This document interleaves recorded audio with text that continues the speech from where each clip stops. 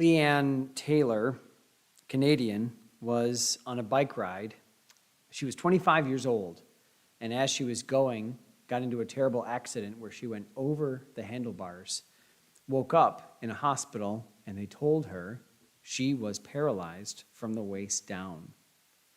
And as she laid there in the hospital, she said the hardest thing was people coming in and just crying over her because of all that she had lost.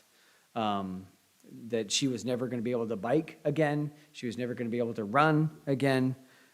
She said, quote, "After my injury, I was overwhelmed with grief and anger, but my biggest fear was that I would spend the rest of my life mourning what I had lost." She started on physical therapy, but they told her, listen, this is as good as it gets. You're never going to get feeling back in your legs. And we all know people who have suffered, maybe not setbacks to this extent, but setbacks of some kind. Something where they expected life was going to be like this and had tremendous loss. Losing a loved one, losing that financial stability, losing your home or your job, something in life just totally upends you, and all of a sudden now you've got some quick decisions to make. And it's not just about the decisions, it's also just, I lost so much. This is the way my life was supposed to go. I put so much investment into this, and now that's gone. Most of us, one of our first questions is, how do we climb back from this one? But some, and I think most of us, will ask the next maybe logical question, where is God in all of this? And as you dwell on that question, realizing you're not getting the answers you maybe expect, asking, why doesn't he care about me a little bit more than it seems like he is doing? Job is thinking through all of this, and he's asking, where is God? Now, Job is a little bit on an emotional roller coaster, and I think we see that in these two chapters. We're going to be looking at chapter 23 and chapter 24. What about how God sees the wicked and the righteous as they prosper and perish? We've seen already that it's not just that the righteous always flourish and the wicked always perish, but as the point they've made is sometimes the wicked flourish and sometimes the righteous perish. And it's not just a binary, this is always true for this kind of person, and this is always true for this other kind of person, and they're always opposite, and you just drive through town, and if you see a broken down home, you know that's a sinner. And if you see a bright new mansion, you know that's a saint. Maybe it would be nice if it was that simple. I suspect that maybe we wouldn't want to live exactly in that kind of economy. But that's what we're talking about in the book of Job. And there's a lot that Job doesn't know, but what he does know, he draws on that. And as we look at chapters 23 and 24, I'm going to show you 3 frustrations that Job has, but also with that, 3 comforts. And when we're tempted to be really frustrated by loss, and again, maybe it's come already, maybe you're in the middle of it, but more than likely you've got more to come. We all have more that we can lose. And I hope that's not this week or this month or this year, but it's coming. And what I said in my prayer was that I'd like you to develop a theology of suffering so that when things happen, you have a pretty good understanding of where it's coming from and how to think. I think that's one of the values of the book of Job, to get us thinking through, where is God in all of this? And at the very, very least, to realize that you're not the only person who's thought through these things, that Job did, and God wrote it down for us. So you can say, okay, I'm not crazy when I think this. Now, maybe you need to move past it, but here's Job on this roller coaster. So frustration number 1 is that it feels like God doesn't see us. Verse number 1, Job answered and said, "Even today is my complaint bitter. My stroke is heavier than my groaning. Oh, that I knew where I might find him, that I might come even to his seat. I would order my cause before him and fill my mouth with arguments. I would know the words which he would answer me and understand what he would say unto me." Can I skip verse 6? I'll come back to it, I promise. Verse 7, "There the righteous might dispute with him. So should I be delivered forever from my judge. Behold, I go forward, but he's not there, and backward, but I cannot perceive him. On the left hand where he doth work, but I cannot behold him. He hideth himself on the right hand, and I cannot see him." There's no insult here. Every time there's a back and forth, there's usually an insult. And Job doesn't really have time for that, even though Eliphaz has said some really horrible things. I'll look at that in just a moment. But he doesn't, there's no insult, but he expresses the frustration. He wants to talk to God.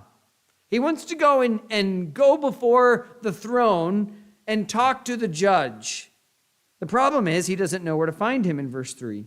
Now, of course, he knows that God is there. Any believer in God knows, even honestly, if you're not a believer in monotheism, if you believe in the gods, at least you believe that they're every place, right? That they're, unless it's Baal, right? He's on a journey. He's going to the bathroom. He's all these different things.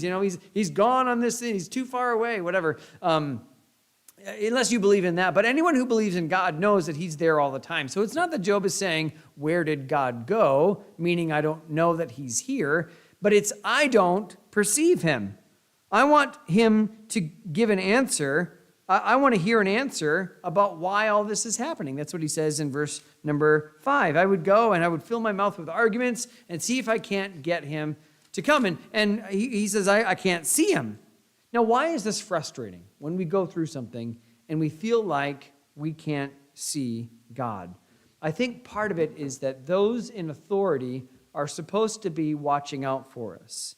Wasn't it really frustrating during the riots of 2020 when Minneapolis was just burning and it seemed like nobody was doing anything about it? The frustrating thing was, if you're a business owner in that area, if you're a resident in that area, you're like, well, what's the police? What are the police? What's the government even here for? Governor Walz, if he has any jobs, it's to protect people like me, and why isn't he doing that, right? That's the frustrating part. The guardrails are in place to help. And we take it for granted until it fails. We just kind of assume that there are things in place there. There are laws and people that will enforce those laws. And most of the time, we don't necessarily need to know that they're there. But I tell you what, if you hear someone breaking into your house, you start counting the seconds until that police car gets there when you get on the phone.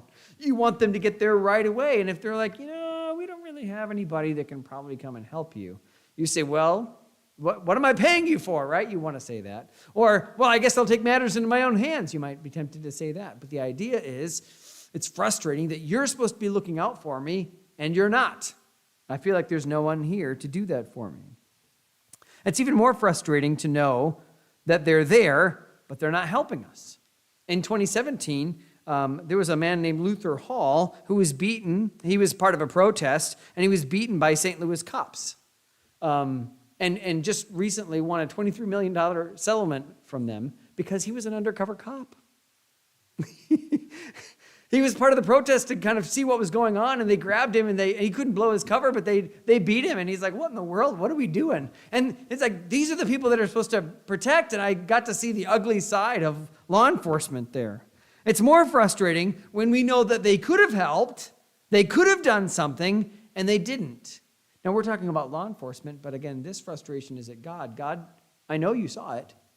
I know you know that it happened, and I know that you could have done something about this. It wouldn't have been very hard for God to stop that lightning, stop those Sabeans, the Chaldeans. It wouldn't have been hard for God to stop the wind, and he didn't. And that's frustrating because it's like, what's going on here? We have an expectation of what life should look like and how God should act. And when he doesn't, that's very frustrating for us. And so we either change who we think of as God, like, oh, I guess God doesn't care after all. Or we change our expectations that we have for God. And that's where the comfort comes in. Because in verse number 6, Job says, I know, I understand. So in verse number 6, he says this, will he plead against me with his great power? No, but he would put strength in me.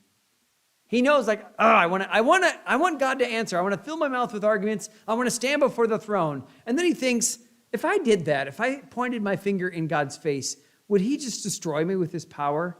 And he knows in his heart of hearts, no, God would deal with me very gently.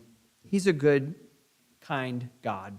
Adam Clark in his commentary says this, quote, on the contrary, he would treat me with tenderness. He would rectify my mistakes. He would show me what was in my favor and would temper the rigid demands of justice by the mild interpretations of equity. And where law could not clear me, mercy would conduct all to the most favorable issue, unquote. Job, again, he's frustrated, but he knows God is good. He's not trying to destroy me, boy, even though it feels like that. And this is the frustrating thing, that on the other side, you need to have the comfort of God sees what's going on, and he won't be angry that we asked him for it. God allows us to go to him and to plead our cause. And even that is a small mercy, not worth forgetting. The fact that Job knows that he can go to God and ask for answers is just enough of God's character to say, see, I do care. I know all about this. And when you come before the throne, you can express your frustration about what's going on, but know that I'm good and I'm not trying to destroy you. We will not avail ourselves of this wonderful part of who God is, of allowing ourselves to come before him and plead before the throne. We will not avail ourselves of this if we believe, like Satan wants us to, that he doesn't care for us. It's true, isn't it? When you feel frustrated with God, you don't want to go to prayer. That's exactly the time to go and say, God, I don't like this. This stinks, and I don't know why you're doing it. I will take it because it's from you. But I just want you to know this isn't fun. Right? Is it okay to say that to God? Is it okay to go before his throne and say, I would love some answers, but if you're not going to give them to me, that's okay. You'll still put strength in me. You'll still bear me up. And that's what he does. That's frustration number one. Frustration number two is it feels like his mind can't be changed. That God's kind of decided, and that's the way it's going to be. And that's frustrating. Verse 11, my foot hath held his steps. His way have I kept and not declined. Neither have I gone back from the commandment of his lips. I have esteemed the words of his mouth more than my necessary food. But he is in one mind, and who can turn him? And what his soul desireth, even that he doeth. For he performeth the thing that is appointed for me, and many such things are with him. Therefore am I troubled at his presence. When I consider, I'm afraid of him. For God maketh my heart soft, and the Almighty troubleth me, because I was not cut off before the darkness, neither hath he covered the darkness from my face. Job feels that even if he goes before the judge, what's the point? His mind is already made up. We always feel like there's some kind of appeal, right? You go into a store and some cashier's rude to you. What do the Karens say, right? That's what they're called, right? What do the Karens say? I want to talk to your manager. Now, if you want to go talk to the manager, that's fine. I don't know that I've ever done that because I'm a 9, but but I could see doing that. You know, so you go. There's a chain of command, right? But what if you get to the owner of the company and they haven't done anything illegal, and he says, well, here's what you can do. You can go kick rocks. Now, probably they wouldn't want to do that. But at the end of that, what can you do? Well, you can go on Yelp and Google and Facebook and leave all these scathing reviews and be one of, thousands of positive reviews, one negative one against all those. And you feel like you've done something, right? What are you going to do about God? God does something to you, and you go to change God's mind, and he says, this is what I've decided. That's what Job feels, right? He is of one mind, and who can turn him? And what his soul desireth, even that he doeth. Now, you can beg and plead with the CEO of some company. Listen, it's been so hard for me, and I lost my job, and my 401k dried up, and all these things. And the CEO might take pity on you. But are you going to convince God? Is there anything that you can do to actually change God's appointment and mind? Well, in prayer, he allows us some of that. But if God really decides, like, are any of you praying, oh Lord, make it so that the Antichrist doesn't show up? Well, that's been decreed by God, right? Make it, Lord, so that the end doesn't come. Well, that's already been appointed by God. I don't know why you'd pray for that, right? Like, Lord, make it so that people don't have itching ears. Well, we could pray that in our own church and in our own community, but that's going to happen. It already says that in 2 Timothy. So these are things that have already been decreed will happen, either because God saw it or because God said this is the way it's going. And Job says, I feel really trapped by that. What do you do, again, if you're speaking to the owner? My brother-in-law He owns a furniture store in Montana, and he said that one time somebody came in and he was behind the desk. He owns the whole store, and somebody came up and was like, I know the owner, and he started going off about all this. And Chris is just like, I don't know you. Get out of here. The guy was trying to, have some kind of power over him, and that's what it is with God. We go to God, and God says, it feels like I'm not going to get anywhere with God. God does what he does, and he doesn't owe us an explanation. And this brings fear in verses 15 and 16. And if you have fear, it's really hard to have a relationship with somebody that you are afraid of, or somebody who's so rigid, right? Any relationship is built on a desire for good and a desire for benefit. And if not, then we don't enter into that relationship, or we end that relationship. Like if you find, if you have a friend, and every time that person calls on the phone, they're going to ask you to join their pyramid scheme, you maybe stop answering that phone call. You're just like, no, I'm not going to do it. Or every time they're going to ask for something, and it feels just one-sided, but they're always asking for something, and they're never giving any, they're not asking about you, they don't know your family, they don't, like we have kind of these friends, right, that are just interested in what they can get. And that's frustrating for us, and I can't imagine how frustrating it is for God. But it's hard for us to have a relationship with God when he says, this is the way it is, and there's nothing you can do about it. Now, that's not really the way that God is. But Job is saying that's what it feels like. Feels like God's made up his mind, and there's no turning him around. Right? When there's no changing that bad that's happened, it's hard to still love the person. And for this reason, I think a lot of people abandon God. Well, God just was not acting like a good friend. He wasn't acting like a good father, and so I don't know if I believe in God. Again, is the problem God himself, or my perception of him, or my expectations of him? Those are the good questions to ask. Most people don't go that far. Job is saying it feels like God has just decreed this, and he's not wrong. God has decreed it.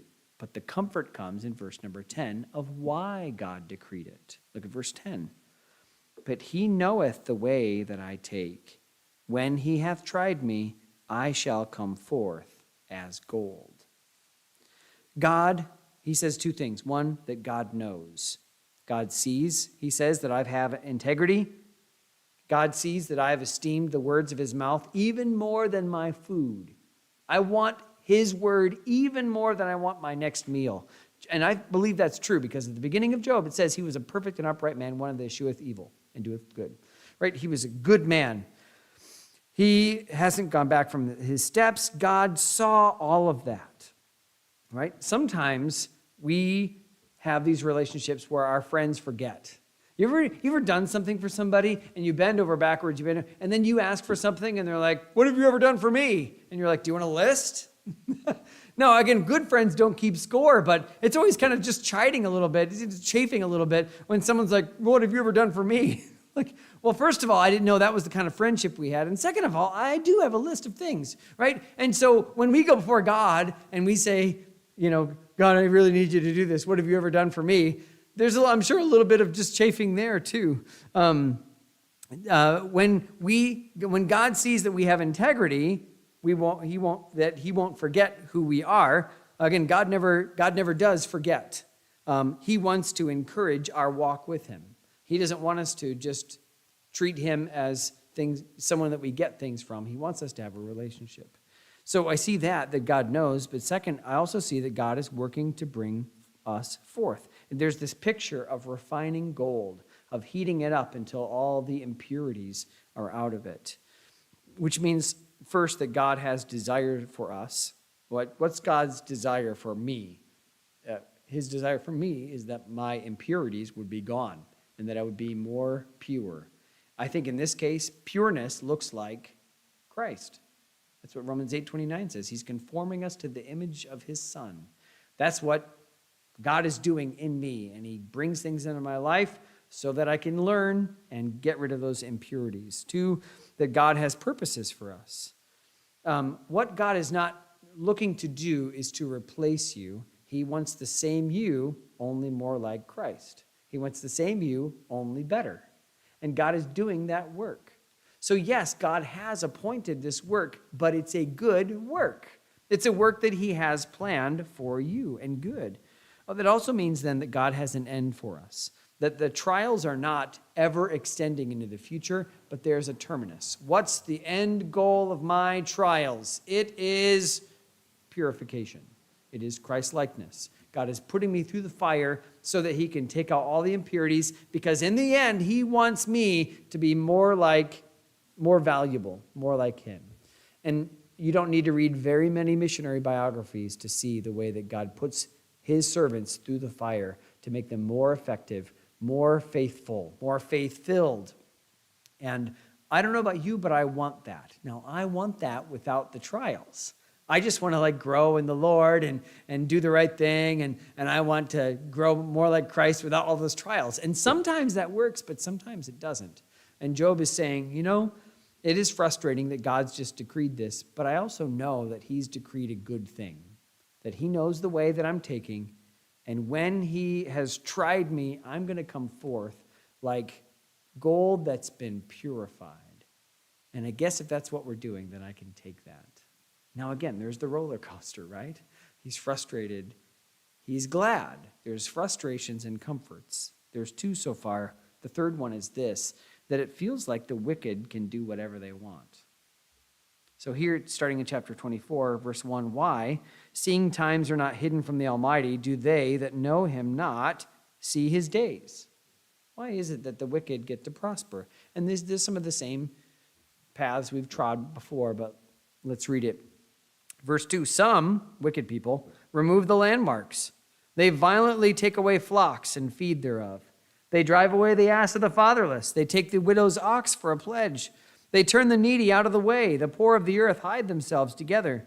Behold, as wild asses in the desert, they go forth to work. Go they forth to their work, rising betimes for a prey. The wilderness yieldeth food for them and for their children.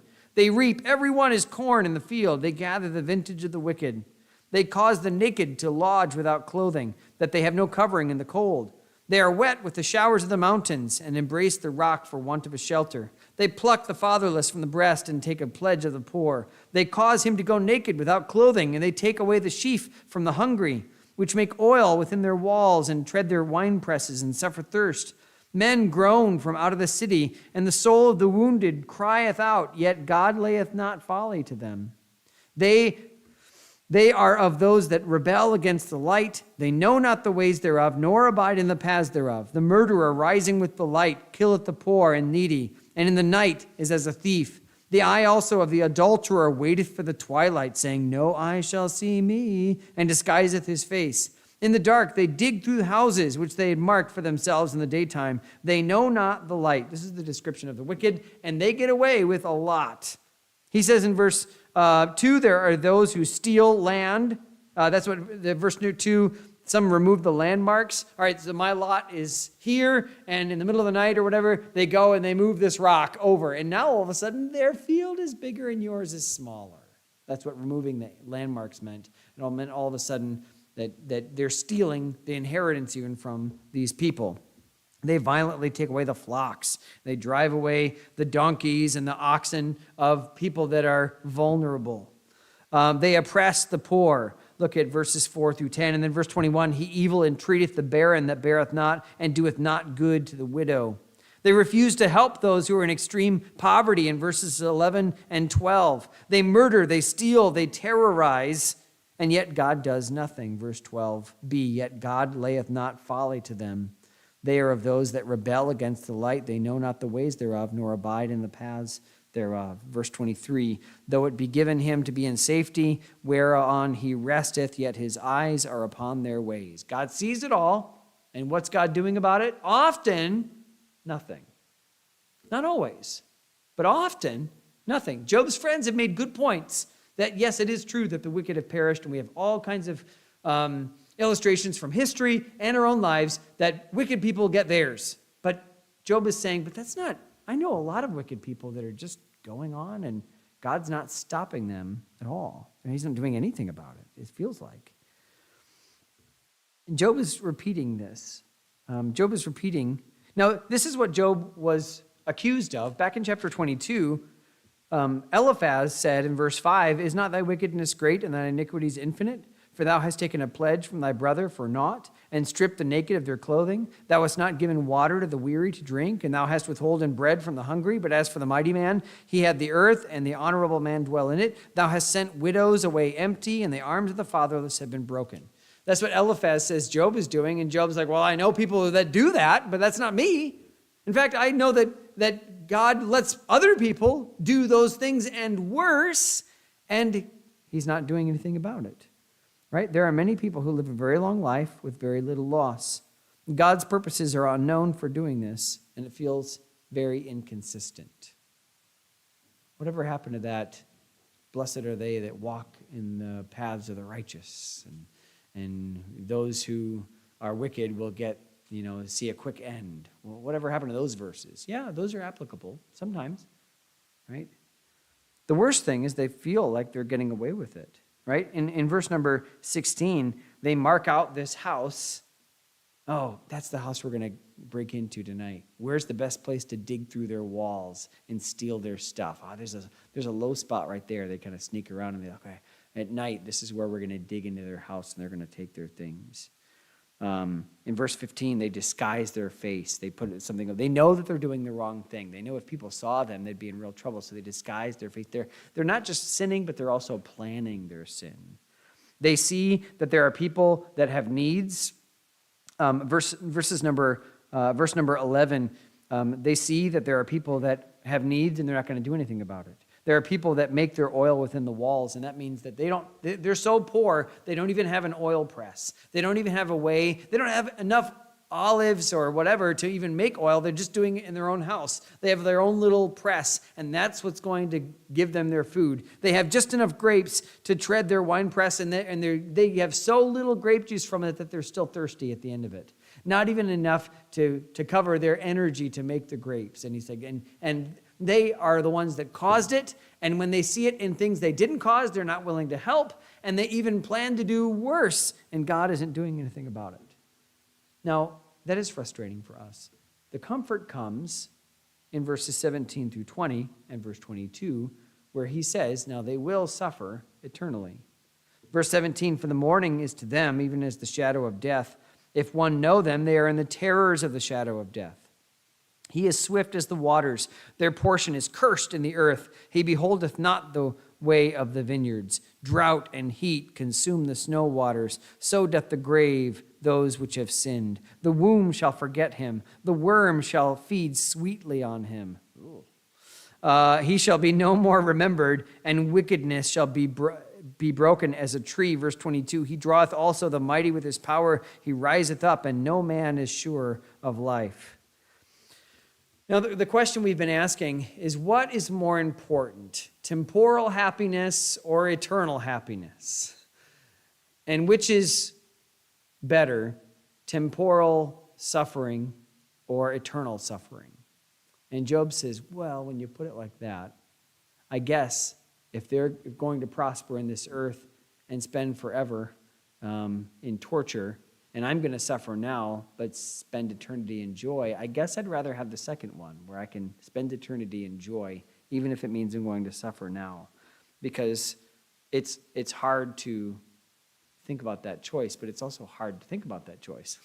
Because we're just living in this temporal world, right? You lose something, and it's really hard to sing, it will be worth it all. When we see Jesus, life's trials will seem so small eventually. I just don't feel that right now. It's hard to keep the perspective on the eternal when the temporal is just all around us. But he's saying, I know this to be true. I know that it's true that the wicked, I would not want to trade places with the wicked. But it's hard to keep that in perspective. It's hard to see and remember that God sees and will deal with them. I can imagine the terror of knowing that God is against me. I spent some time in prayer this afternoon, and I was just so glad to talk with my Father. I was just so glad to have a good relationship with him. And if I really thought, I don't know if there's a God out there, I hope I don't have to meet you face to face, I don't know what you think about me. That's a pretty terrifying thought. I'm really glad to have a relationship through Jesus Christ with God. So that is not a small comfort. It's just one that is fleeting at times if you're not careful. That the trials of this life could overwhelm that perspective, could really put a lens on it that doesn't belong. I'm not the scorekeeper, and I'm likely to get it wrong. When I see God blessing the wicked people and making righteous people suffer, it's a good thing that I'm not the scorekeeper, and it's a good thing that God knows. So when we think about this, if you thought about this as a quadrant with prosperity and calamity on the one side and the righteous and the wicked on another side, you think about prosperity to the righteous. What is that? That is blessing. Prosperity to the wicked is God's mercy. He's giving them some joy, even temporal in this life. On the other side, calamity to the righteous is purging, and calamity to the wicked is justice. In any of those scenarios, God is still God. He still maintains his character, and he still has purposes even in his trials. I don't know that Leanne Taylor is a Christian, but I do know that at age 31, she is competing in the Paralympics in Paris, and tomorrow has finals in the triathlon. She's going to be, well, not running, but she has a special wheelchair for racing and a special wheelchair for biking, and she's going to be swimming even though she doesn't have the use of her legs. Tomorrow are the finals, and she's a Canadian. You might just look her up, but she has taken those trials, those things, and she wouldn't be able to probably be in the Olympics if she hadn't had this accident. She has won a Canadian championship in 2019. She won the gold in the Americas tournament, the triathlon, this year, and now she's competing in Paris for the Paralympics. And when we think about what God is doing, why he would do this, we can look at least one of these ends in someone like Leanne Taylor, and you've got your own stories of how God brought you through that and made himself more known to you and his plans better known to you. It wasn't fun. We don't have to say that it was fun, but we can still say God was good, and he was in this. Lord, thank you for the comforts you give, even in the frustrations. Lord, we own that the frustrations are all on us and unfair. We also own, Lord, that your goodness shines through even the trials of the things that we're facing that we don't like. So, Lord, we pray that you would help us in the trials in the past, in the present, probably the ones to come, to have this mindset and perspective, and again, build up that theology of suffering. Lord, we ask this in Christ's name.